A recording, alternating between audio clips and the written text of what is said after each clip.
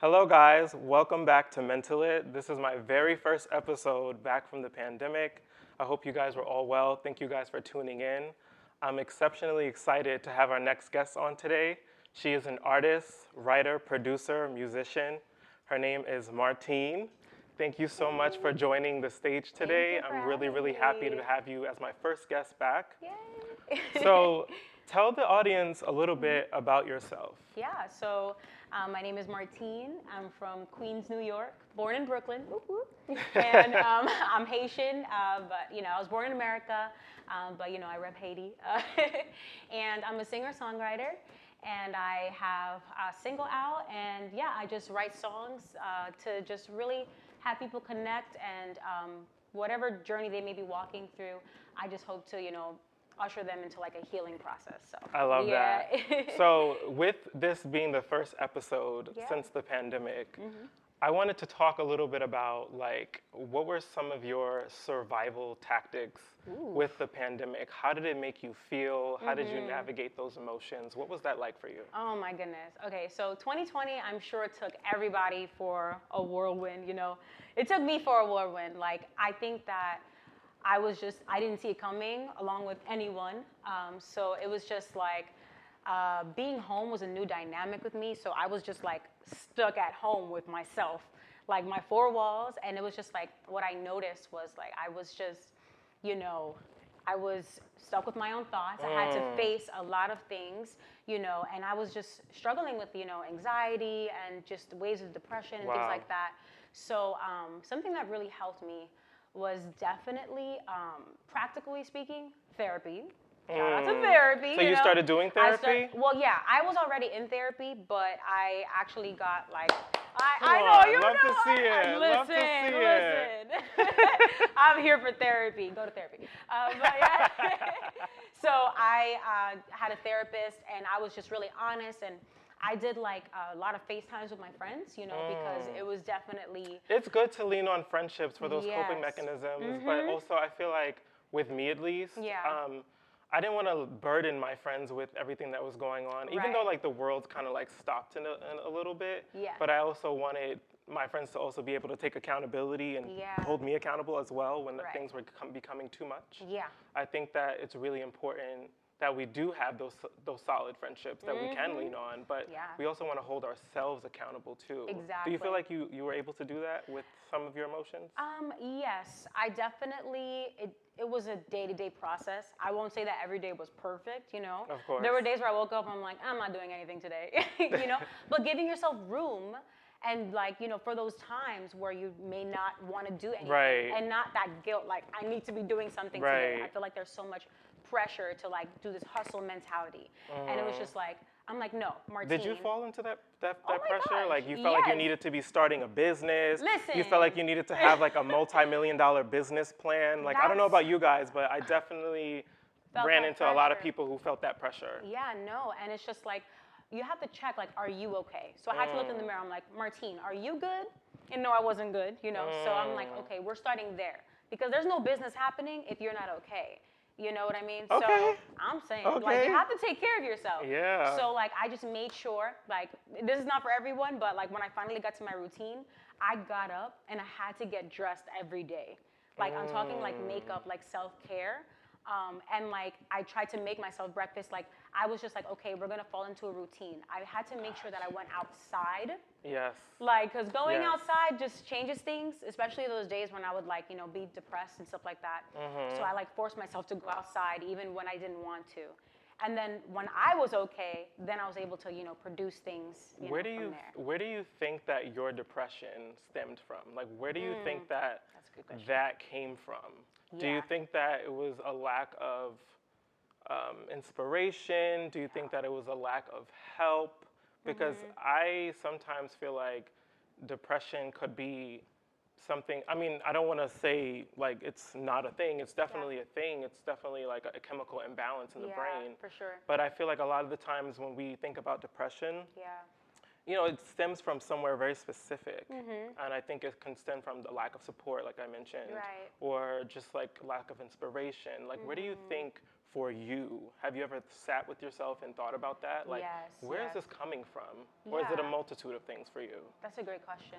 I feel like, I can honestly think back to age 11, where I just felt like I was struggling with depression. I remember being in middle school. I didn't have a name for it, but I knew that I was sadder than most kids. But I think now there were definitely things that happened, in life, with just like a lot of grief, a lot of, losing people may have added to the depression. But I will say that just feeling ineffective too probably added to it. And even like sometimes it's not even like depression. Sometimes you're just hungry, or you're tired, or you're not taking care of yourself. But for me it was definitely depression. Like Yeah, for sure. But I definitely felt like it stemmed. Yeah, I know there's a chemical like issue as well, but I definitely think that there were issues in life that may have added to certain seasons, of your life. Yeah, Got it. for sure. So, kind of talk to me about, because I know recently, maybe it was like 3 years ago.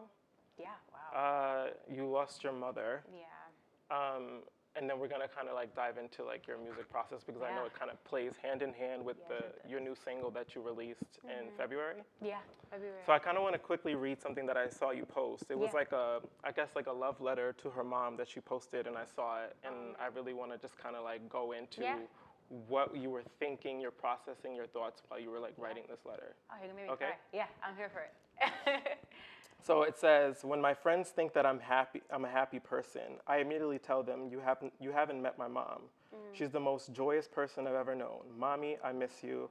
I miss everything about you. There's no greater pain than losing you. But here's no greater comfort in knowing that you're with Jesus right now. So when you hear that love letter initially to your mom, paying homage to her, what is the initial feeling that you feel? Yeah, so I'm kind of brought back to a dream that I had. I think it was before the funeral, where I remember I was not okay. Like my family, we were just like kind of taken aback because we lost her to cancer, and then we also lost my uncle the year before to cancer. It was just a lot of just loss, So I'm just taken back to a dream that I actually had. Where my mom, this is gonna sound weird. So my mom, she was with me, and she was right in front of my face, and then she had breast cancer. So right before she passed, she definitely was swelling a lot in her breast, but she had a new body. It was like she didn't even have cancer. And my mom also suffered with schizophrenia. So, but in the dream, she was completely fine, And then she was like, I'm okay, daughter, I'm okay. And then I was felt so comforted, and then she gave me a hug in the dream. And this is right before the funeral, and I knew she was okay. I knew she was in heaven, with God. So it was just this comfort knowing she's with God right now, and she's not suffering anymore. I definitely if you knew my mother, she was the happiest. I met her several times. Yes. She would literally smile at every single thing, and I was just like, "Gee, she's so happy all the time." So happy. People think I'm happy, but wait till you my mom was such a happy person. But she's with God now. But I had such a comfort knowing that she's not suffering anymore. You know what I mean? She's with God. And do you think that transition of having that dream come to you at the time it did before the funeral, do you think that it helped you in your healing process? Do you think that it validated, okay, I could feel a sense of peace within my heart, within self, for sure, because I know that she is now with God? Yeah. No, yeah, it definitely helped. Oh my goodness, because it was just when you're going through a funeral thing, you're just it's one thing after the other, and then you're grieving. My sister and I, we held really close to each other. But that dream just gave me such peace. And all I really wanted was a hug from her. It sounds so weird, but I just wanted her to hug me, and then she did.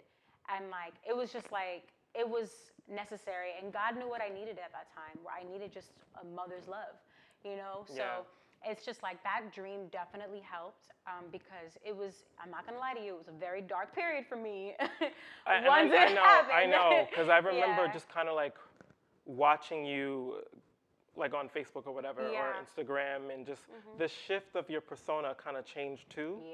Yeah. You weren't this like bubbly girl, but then I remember like hearing from you again in like 2019. You kind of arise, and then 2020 came, and you released music. Yes. Can you believe that? I know, but I feel like that moment kind of needed to happen for you because it gave you the strength to have that writing, not to have writer's block. Yeah. It gave you the freedom that you needed to kind of like step into your realm a little bit more. Yes. And that kind of brings us into the introduction of the writing process. From loss, you know, there's also, I always say there's a lesson in every single thing that happens. There's lessons in loss. So with that loss happening to you, you were able to go into a space of being creative. Yeah. So you used your pain to go and write this single. Yeah. Which you guys will all hear momentarily. She's gonna come on the stage and she's gonna sing. The song "Search My Heart" comes out February 2020, right? 2021. 2021, sorry. Yeah. February 2021. Yeah. The song is written, produced, you release it. What are you feeling? My goodness. So I just can't believe that all of these things happened during a pandemic. You know what I mean? Like, I just feel like I needed to face myself during the pandemic, and that's how it really happened.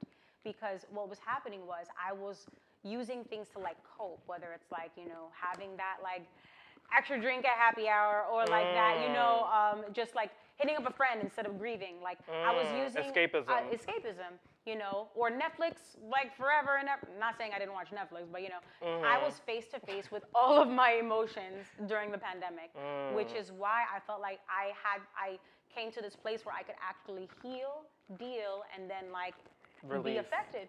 Release, you know. And I remember like in January where God told me this year you're going to like step into things, because I never felt led to release anything, you know, because I knew I needed to deal with stuff. But I'm like, are you sure? And then I remember March 2020, I'm like, are you sure? Because the world just shut down. Like, I'm like, I don't think I heard you correctly, Lord. So it's just like, but all those things had to happen. And through that, I made connections with, you know, I met Conrad, I met Champ, the producer. Shout out to Conrad, Champ. And he's actually playing keys later. So basically, all of the connections ended up happening as I was like dealing with myself. And then, you know, you have to be able to sustain a music career if you're about to do it, you know, because you see a lot of artists, they like start and then they can't really finish because they have a lot of things. Not saying you're not going to go through things, but yeah. So basically, I ended up just healing a lot. But Search My Heart was actually written in college. Yeah, I know. What? Yeah. Wait, so when you said pandemic, I was like, so you didn't write it during the pandemic. No, so this was I written released it during the pandemic, but this was written years ago. Years ago. Okay. Yeah. What year was this? 2016. I know. What? So yeah, it's really interesting. But basically, the song was released in, you know, the pandemic, but I wrote it when I was about 19. So maybe not. Yeah, I'm getting my time. Yeah, I was 19 years old when I wrote it. And you wrote that whole song at 19, like every chorus, every melody. Everything. I was in college. Yeah, my dorm room. What? Yeah. Can you kind of talk to us a little bit about the title? How did you come up with the title first, or did you just kind of like hum? Yeah. And then you started writing the words. What was your writing process like with that song? Ooh, I love that question. So the writing process, it kind of really started when I went on a mission trip to Uganda, where like I kind of just saw the world, and I'm like, oh my goodness, like, and then I came back to America, I'm like, you know, life is so short, and like I just want to live like, you know, a meaningful life, and I just knew that I wanted to like my life to have meaning, not just like this self-focused, like self-driven life. Like I wanted to like impact like generations and like just leave a mark, you know. So I was reading this. Okay, so this song was actually from the Psalms. So it's like a psalm. Like it's basically like the lyrics are, "Search my heart, O God, try me and know my thoughts, lead me into the way of everlasting." So I was like, God, all I want to do is live for you, like, and that's it. So then, but then it was just like Got I was chills. noticing, I was noticing things about myself that I'm like, man, but you know, I'm struggling with certain things. Only you can help me. Like, it's really only you. So I was in my dorm room playing with my guitar and you know things like that. And then it was just like from there, it was just like search my heart, all that stuff. Can you do that again? And search my heart. Woo! Okay. You know, and then the guitar part came, and then the picking came, and I'm like, yo, I don't know where this is coming from, but thanks. You know, because I wanted to have an honest conversation. You know, because so the song is more conversational. It's It's your conversation with God. It's my prayer, yeah, pretty much. It's my conversation because I feel like, you know, the songs that I write are not like I've arrived to this, you know, place where I'm like super happy. This song was written when I was going through a really hard time in college, and you know, I was just like struggling a little bit, and then but I needed God to like just show me where did things start, like where are the roots, you know, kind of like that question, like where did depression start? Where did all these things that I was struggling with start? And like God help me because, you know, so yeah, that's kind of where it was birthed. So now you write the song, you release it, and you get over 20,000, 20,000 views on YouTube when you released the music video. How did that make you feel? It was weird. I was just like, okay. But okay, so fun fact. I released the song, and then I was like getting in my head, and then I was like, ooh, like, and then I kind of got, being honest here, I went through this like wave of depression like right after I released the song. Oh. Yeah, I know, so weird. But maybe, you know, anybody who's like, you know, listening can relate. Because I felt like, you know, I was just like, do I want to do this for the rest of my life? And I started to overanalyze everything. And I'm like, oh, I wasn't like feeling like I wasn't good enough. And then like just going in through this like mind battle where instead of like pushing out more content, I was just like, you know, and just being in the pandemic and single and like all that stuff, navigating that world was just different. Yeah. Okay, so with all that said, you know, dealing with the depression, not really feeling self-fulfillment, not showing up for yourself some days, and some days having off days, but then some days having good days. Yeah. What would you say, do you think that is one of the biggest misconceptions about you like if someone else is looking in at you, what would you think that is the biggest misconception? That I'm happy all the time. Like, I had a friend call me saying like, Martine, I love the song so much. I just have to ask you, how are you so happy all the time? And I was like, girl, don't believe what you see on social media. I'm a happy person. But like, one, I'm introverted, first of all. So like, but I'm happy, I'm joyous. It's like how God made me, but I have really dark moments, you know? So I think I feel like, not to cut you off, but I feel like honestly, like, if you are a human being having a real human experience, and if you're living life and you're so present, you will be susceptible to feeling those emotions. Like the down days, you'll have, like, sometimes they may come in waves, but honoring that is super important, and that's just like my advice to you. Like, it's very normal. Yeah. But just kind of like pinpointing like where it comes from, journaling a little bit more, work on your inner child. That also helps a lot with understanding and realizing where this all stems from. So that's what I would say to you. That's awesome. And then another thing is releasing more music. What is the overall feel for your sound? What would you say, like if someone is like, oh, I don't really understand it, what would you classify it as? So this question I get a lot. They're like, oh, are you like a gospel artist? Like, are you a Christian artist? Are you like what are you? And I'm just like, listen, I love God and I make music. Like, you know. So you don't have an actual category that you fall under? No, because the next single I have coming out, it sounds absolutely nothing like Search My Heart. So that's going to be very interesting. Like, no, but I mean, again, when you're writing music, don't be afraid to pivot, right? So you have to challenge yourself in other ways. Sometimes we put ourselves in a box. Exactly. You know, or other people can put you in a box, you know. And what is something that you want people to know? Like if they're watching this video and, you know, they're going through hard times, I always like my guests to ask, like to leave the people with something. Yeah. something inspirational, something that's uplifting, and let it be from your heart. Yeah. So I would say, one, arrive for yourself. Definitely be present for you. Don't try to like pursue things without you being okay. Like, you know, this life, you have only one life to live. Don't do things for other people, you know, don't fall into that whole like just people pleasing thing. Just arrive for yourself. Like Terrence was saying, your heal, inner child, all that stuff. But yeah, just don't get caught up with like social media and the pressures. You want to do something because you love to do it. But yeah, just make sure you're okay. You know, you're okay. Whatever makes you feel good. Like if you need to take a walk, if you need to, you know, whatever makes you feel good, I definitely would challenge you to do that thing. So yeah, that's kind of. I love that. Yeah. So now we're gonna get ready to go into "Search My Heart," which is Martine's latest single. So are you ready? I'm ready. All right, guys. So we're gonna take a quick break, and then she's gonna come back on and perform. So stay tuned.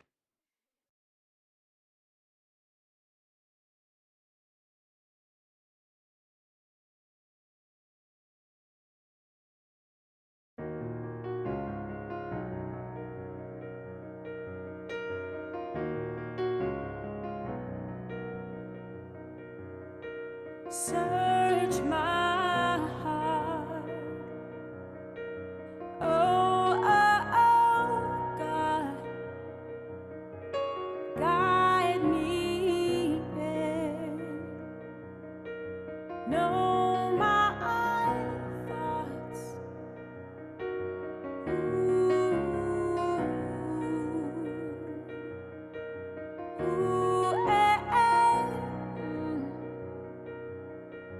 rid me of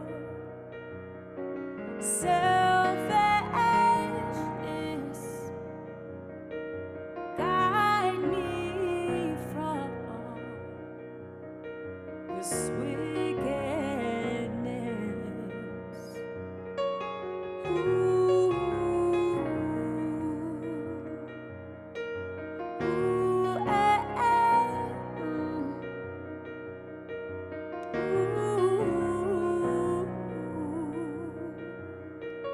ooh, eh, eh, ooh.